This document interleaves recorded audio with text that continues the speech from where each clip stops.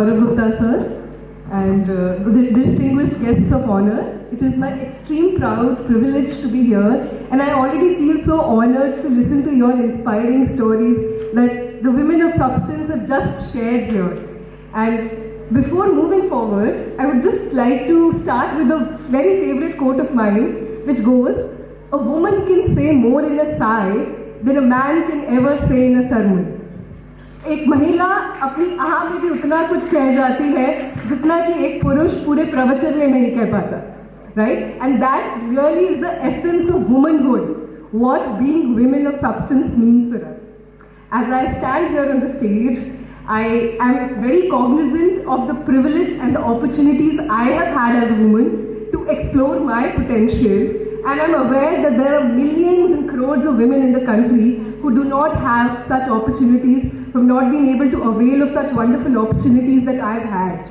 And I think as women who are blessed with these opportunities, there is a mandate on us to take steps towards empowerment of women who are not able to get such opportunities.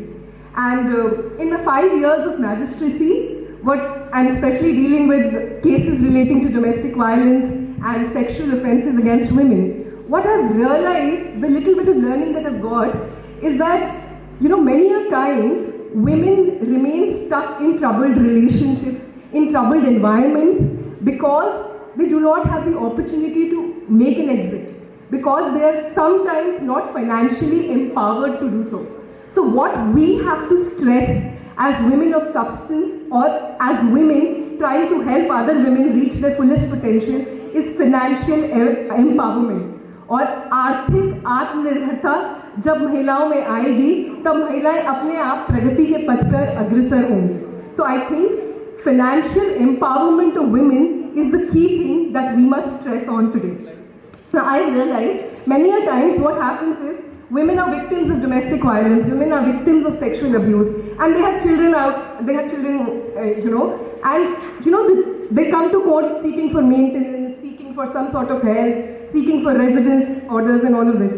And they say, हमारे पास और कोई चारा नहीं है. I think it is time now that we as women are able to help out women in need and are able to do our bit in terms of financially empowering the women. Now I will share this small story that I shared that happened recently, right? So a maid works, a domestic help works at my house, and she does a lot of things for me, right? So I've been stressing to her that, दीदी मैं आपकी salary आपके account में जमा करा दूँ, because her salary always goes in her husband's account.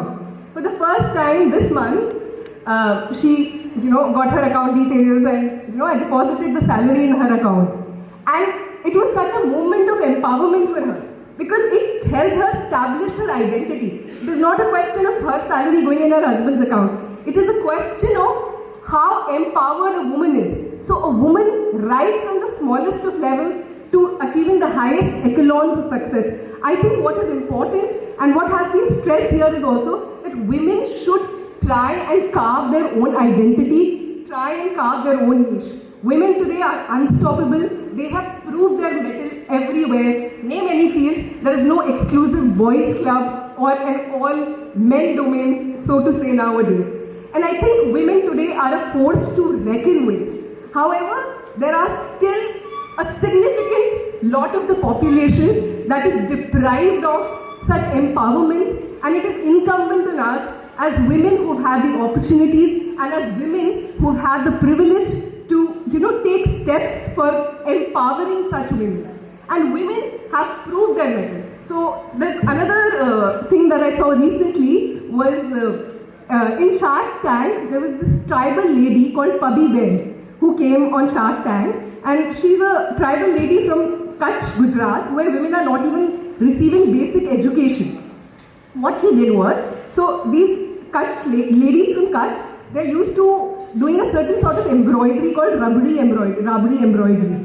And she realized that a lot of big companies and big, showrooms were buying their products for real cheap. They were not getting any recognition. They were not getting the due prices for their products. And she realized that there is some sort of gap here that she needed to fill. She got all the women together. She started in the form of a self-help group. Then she made it big. She started her own company, and to the extent that this lady who is not educated, who has not received the basic formal education, so to say, has started her own company and has received funding on a forum called Shark Tank India. So that really is the example of empowerment that we as women must follow, and we as women must strive for and help other women to grow for. And at the end of it, I would just like to end with another quote of Dr. B.R. Ambedkar, which says that the degree of progress that a society has achieved is measured by the amount of progress women have achieved. So, if we really are to call India a successful and a progressive society, I think it is incumbent that women are empowered at every level and at every stage. At every step. Thank you so much. It has been a great honor to be here and sharing the stage with such incredible women of substance who have made their mark in every field and at every age. Thank you so much. Namaste.